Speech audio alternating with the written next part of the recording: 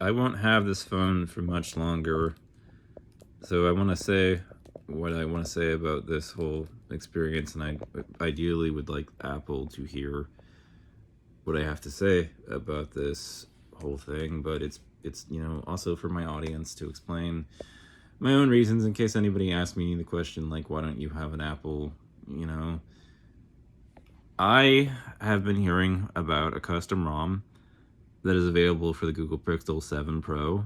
It literally enables you to harden a Google Android phone for greater privacy. And it's like, I may have to learn a bit about how to use graphene, but I'm willing to accept that at this point. But the problem with Apple is it's just like, imagine being able to root your Apple phone, install a custom ROM on it. Imagine being treated like you actually own the phone that you paid for from Apple. They have you will buy nothing, you will own nothing, and you will be happy about it and everything. And so you don't get to purchase a phone from them. No, you basically pay full price for a purchase, but then only end up renting the phone from them. And that, I think, is ridiculous. And yet it has a whole bunch of people willing to accept this kind of situation from them as a company, and I honestly can't believe it.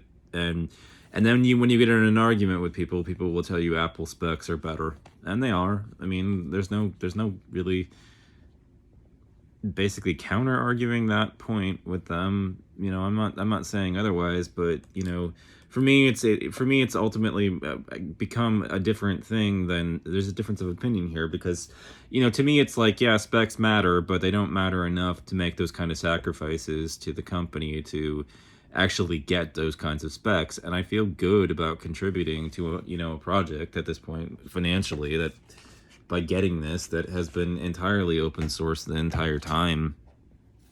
you know there's also that, and the credit for it. This has been a completely different experience for me because I'm feeling almost euphoric, because I've been having all this pent up aggression towards Apple this whole time. I mean, I feel like I was treated like a kid on iOS, and I'm not particularly happy with it. I would also note that the Android Developer Store only charges $25 to get in the Play Store, and there's also F-Droid, which I don't know if you would even have to pay anything to develop for F-Droid.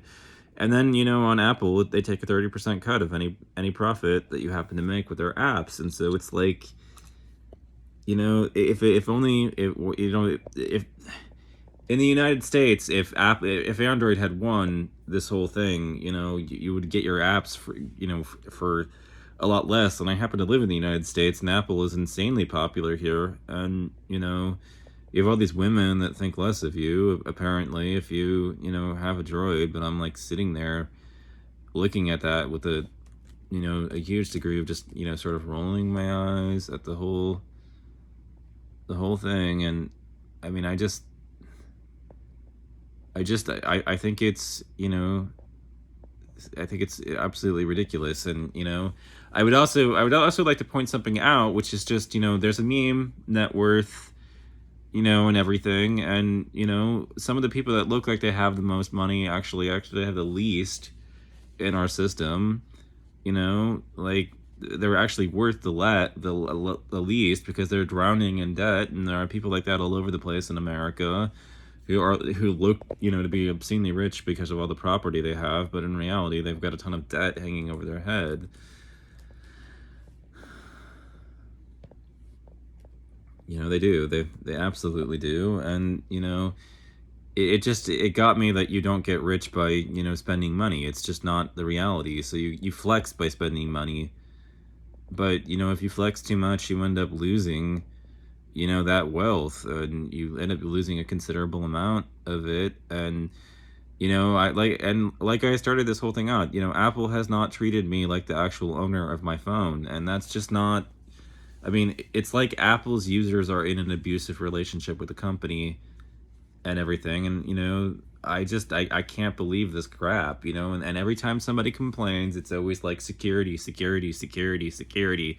It's for security reasons. Well, you know what, Tim and Apple, I prefer to live in a dangerous freedom over a secure slavery. And that's why I'm going back to, no, I'm not back to, but going over to Droid. I say back to because I used to have a Google Nexus, but it was never a phone.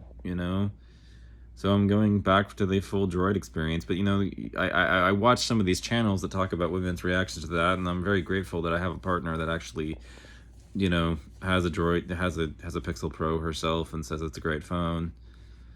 I would, other things I would like to note, I would like to point out that I already know about now is just Apple's 30% cut in the App Store means that they often pass that on to you.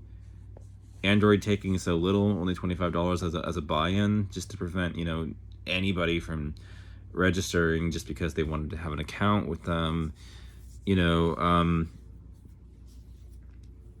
basically it means that we pay a lot less for our applications on the Droid side of the equation, and it's like Droid savings don't just stop once you pay $100 less for the phone. They're ongoing, and it's like if you want to know how to get rich, reduce expenses by as much as possible and live beneath your means. That's how you do it. So that would be one way to go about it, and not supporting Apple anymore. I mean we have to stop. We have to boycott, because this kind of crap it's unacceptable. And you have a company that treats you like a renter over your phone, and I'm not willing to compromise on that bait for something like that anymore.